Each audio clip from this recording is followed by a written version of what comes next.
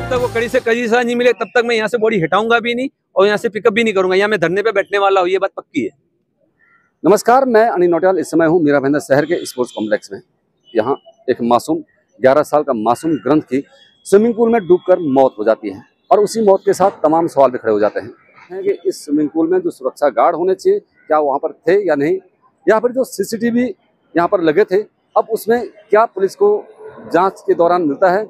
और देखने वाले ये बात होगी कि महानगर पालिका मीरा भाईंदर और मीरा भाईंदर वैसे बिरा पुलिस इस पूरे मामले पर किस प्रकार से अपनी कार्रवाई करती है। कि पैसों से मतलब है। कॉन्ट्रैक्टर किस चीज के लिए कॉन्ट्रैक्ट लेता है? पैसे के लिए लेता है ना। वो तो उसको क्या पड़ी है सेफ्टी की, बच्चों की। अगर बच्चों की सेफ्टी होती तो आज ये हादसा होता वहां पे। ये सब पैसे का खेल है वहां पे। 11 साल का ग्रंथ स्विमिंग करने जाता है सीखने के लिए और उसके बाद वो वापस नहीं आता, तो परिवार की व्यथा बिल्कुल सही है। लेकिन जैसा कि अभी आपने देखा कि अभी पुलिस ने FIR रजिस्टर्ड की है। अप्राकृतिक एक जो होता है डेथ का मामला उन्होंने दर्ज किया है। इसके बाद पुलिस ने वहाँ के CCTV कैमरे वगैरह सब अपने ताबे में लिए हैं।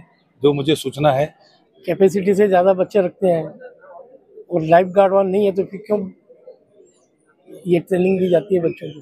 बच्चे इनिशियल, उनको क्या नॉलेज होती है कि पानी में क्या होगा क्या नहीं होगा।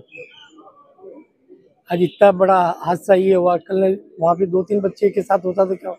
हम चाहते हैं कि इमीडिएट उनको तुरंत उनको जितने भी है वहाँ जो कॉन्ट्रैक्ट दिया हो तो कॉन्ट्रैक्टर को पकड़े और जहाँ ट्रेनिंग के जो वहाँ स्टाफ था वो ध्यान नहीं दे तो उनको अरेस्ट करे, या और कोई दूसरी चीज़ें हुई है तो उसका भी इन्वेस्टिगेशन करें। वहाँ पे CCTV कैमरे हो सकता है इतनी देर में वो CCTV कैमरे के सारे जो भी है वो निकाल दिए उन्होंने अपनी बचाव करने के लिए फुटेज। वो पूछ रहे थे, वहाँ पुलिस वाले भी खड़े थे, कोई गया था भाई तो बोल रहे थे आप कहाँ से आए, क्यों आए यहाँ पे। तब उनको बोला कि हम फैमिली वाले हैं, तब उन्होंने बोला ठीक है। हो सकता है ये वहाँ पे कार्यवाही चल रही होगी, मेरे ख्याल से वो निकाल भी सकते हैं क्योंकि हमारे में इतना पावर नहीं रहता है। कॉन्ट्रैक्टर तो नगर पालिका को बड़ा पैसा देके ये सारी चीजें लेता है। अब इसका जवाब से अगर एक जान गई हो तो वो कॉन्ट्रैक्टर को तुरंत रद्द किया जाए, दोषी को सजा दी जाए। कॉन्ट्रैक्टर को भी सजा मिलनी चाहिए क्योंकि ये जिम्मेदारी उनकी भी है। तो ये सब तो होना ही चाहिए। जान गई है, इतना बड़ा नुकसान तो मुझे नहीं लगता जिंदगी में कोई भी भरपाई कर पाएगा।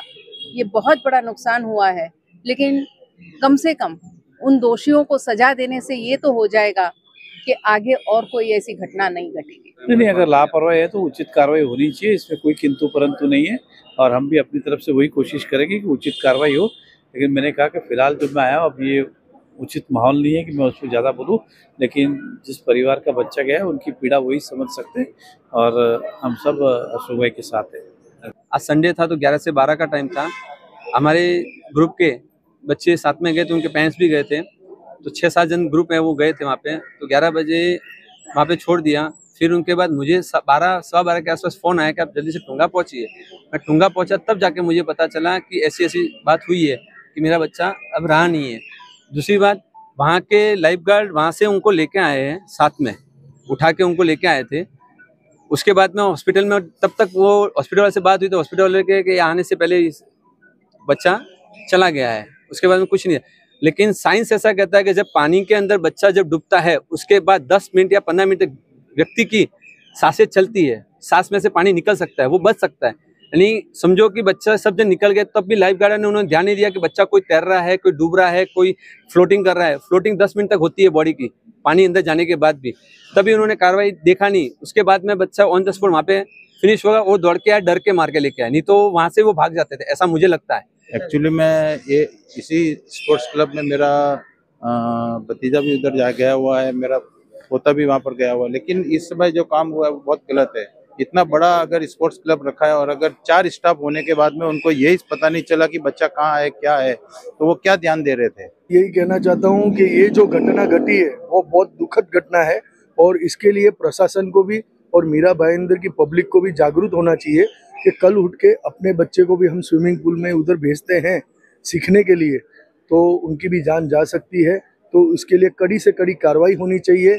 बस मैं आप सभी को निम्र विनती करता हूं कि ये परिवार को सपोर्ट कीजिए, जहाँ पर भी खड़े रहना पड़े या कुछ भी हो, इसका कुछ भी करके रिजल्ट आना चाहिए। और ऐसी घटना किसी के साथ में ना हो, ये मीरा भाईंदर वासियों से मैं निवेदन करता हूँ कि जो स्पोर्ट्स कॉम्प्लेक्स है वहाँ पे कोई भी सिक्योरिटी नहीं है, आप अपने बच्चे को वहाँ पे कभी भी ना भेजें, और जिससे जो भी ये दोषी है उनके ऊपर कड़ी से कड़ी कार्रवाई हो, यही हमारी जैन समाज की मांग है। वहाँ पे एक खामी देखी गई है कि जब भी कोई जो भी ट्रेनिंग के लिए वहाँ जाता है तो खाली उनको ही अलाउड किया जाता है, उनके पेरेंट्स को अलाउड नहीं किया जाता है। एटलीस्ट कम से कम उनके पेरेंट्स को अलाउड करें ताकि उनके माँ बाप अपने बच्चों की निगरानी तो रख सके। अगर वहाँ के जो सेफ गार्ड है वो अगर उनकी ध्यान नहीं जाए, कम से माँ बाप की, पेरेंट्स की तो एक दिल से लगाव नहीं होती कि मेरा बच्चा कैसे तैर रहा है, कहाँ तैर रहा है। हो सकता है अगर उस वक्त अगर हसमुख जी वहाँ होते या उनकी उस बच्चे की माँ वहाँ होती तो अपने बच्चे को 2-3 मिनट में अगर नहीं देखती तो वो एक्शन में आ जाती।